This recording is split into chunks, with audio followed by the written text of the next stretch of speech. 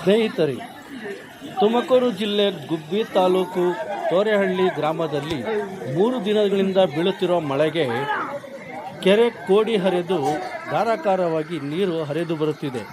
ಈ ನೀರಿಗೆ ವಾಹನವೊಂದು ಸಿಲುಕಿ ನೀರಿನಲ್ಲಿ ಕೊಚ್ಚಿಕೊಂಡು ಹೋಗಿದೆ. ಇದು ಈ ವರ್ಷವಲ್ಲ, ಪ್ರತಿ ವರ್ಷವೂ ಈ ರೀತಿಯೇ ಆಗುತ್ತಿದೆ.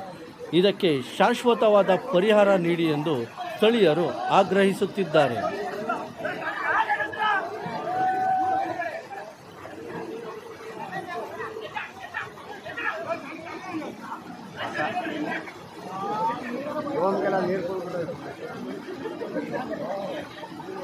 ಬಸವಣ್ಣಗೆ ಜೈ.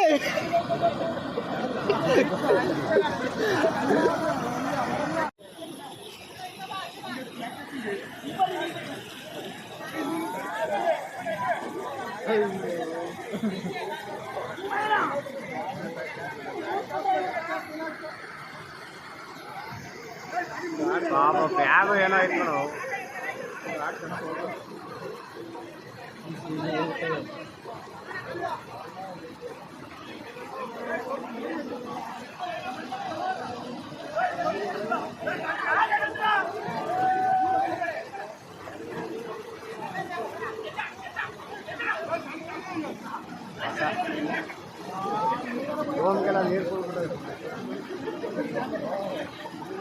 ಬಸವಣ್ಣಗೆ ಜೈ.